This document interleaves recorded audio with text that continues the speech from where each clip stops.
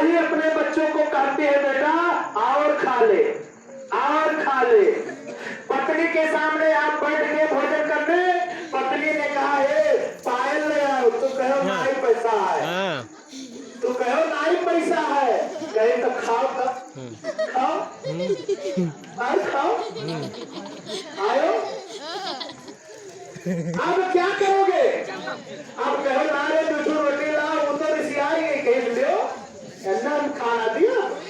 आज दादा तू मेहनत कही था पहलवा बनवाए दो, पहलवा बनवाए दो, पहलवा बनवाए दियो। अरे पायल नहीं बनवाया है, आज आया खरिया भर हो रहा है, रोज रोज बनाए के दादा नौकर हुई।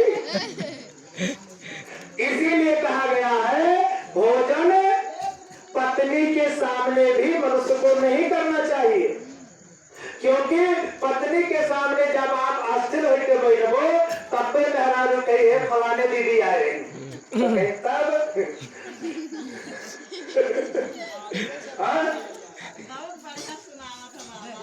बढ़िया क्या यही सत्य है? इसमें अगर हम गलत कह रहे हो तो बताइए आप लोग। इसीलिए भगवान ने पहले से कहा है कि मनुष्य को भोजन अपने माँ के सामने करना चाहिए, अन्यथा एकांत में करना चाहिए।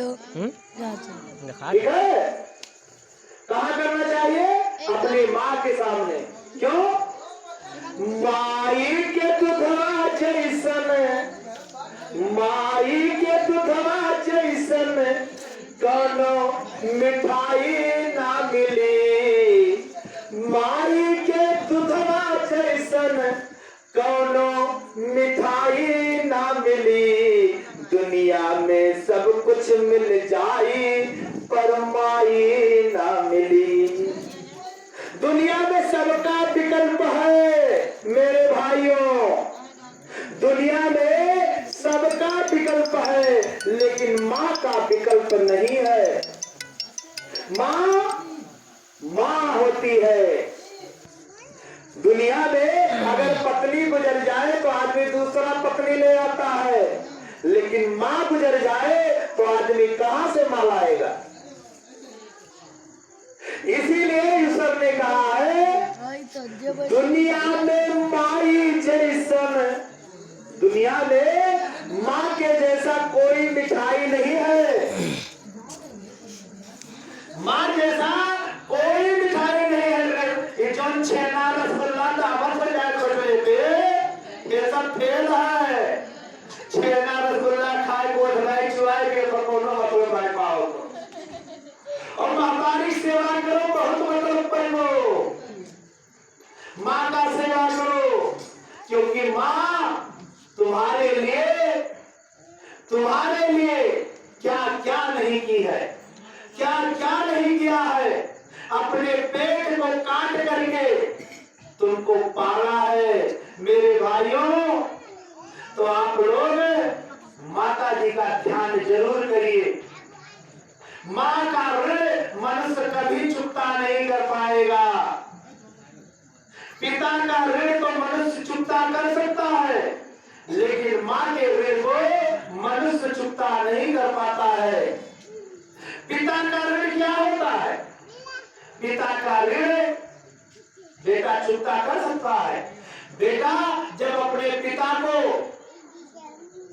जब पिता मर जाए और अपने पिता को अर्थी पे बांध कर और कंधा लेकर जब वो ढोता है वह पिता, वह बेटा, तो अपने पिता के ऋण से मुक्त होता है।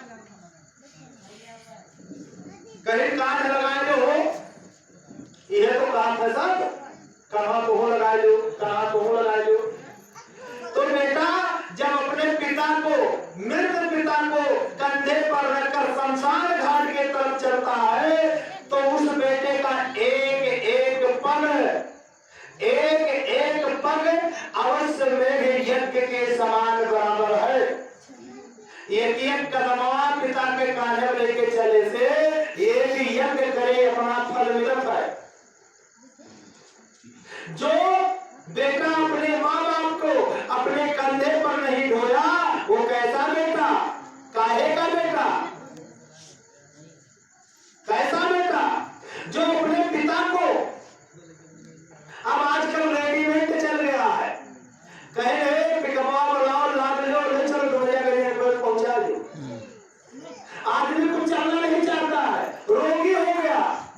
कोई शुगर का मरीज हो गया, कोई को ब्लड प्रेशर हो गया, किसी को बीपी हाई हो गया, हर प्रकार की बीमारी बढ़ते जा रहा है। बढ़ रहा है कि नहीं बढ़ रहा है? अब देखिए, कोई चलने में असमर्थ नहीं है कि ऐसे अगर कोई सुहेलवा तक जाए कोई दादा माई ले जाए कान थे गए तो बहुत देर पसीना छूटे लागत है। कहा है बुलाओ हो, टलिया वाले बुलाओ, लाद लिया जाए, ले चला जाए। अब बताइए, आप अपने पिता के ऋण से कैसे मुक्त हुए? मुक्त भय हो? पिता आपको कंधे पे बैठा करके मेला घुमावत है, चलो बाबू मेला, ले जाता है कि नहीं ले जाता है? पिता अपने बेटे को कंधे पर बैठा कर मेला लेके जाता है, और वही बेटा जब मेले में जिद करता है, पिताजी मुझे अंगूर खाना है, और पिता के पास अगर पैसा ना हो तब भी वह अपने बेटे के लिए अंगूर लेके दे देता है।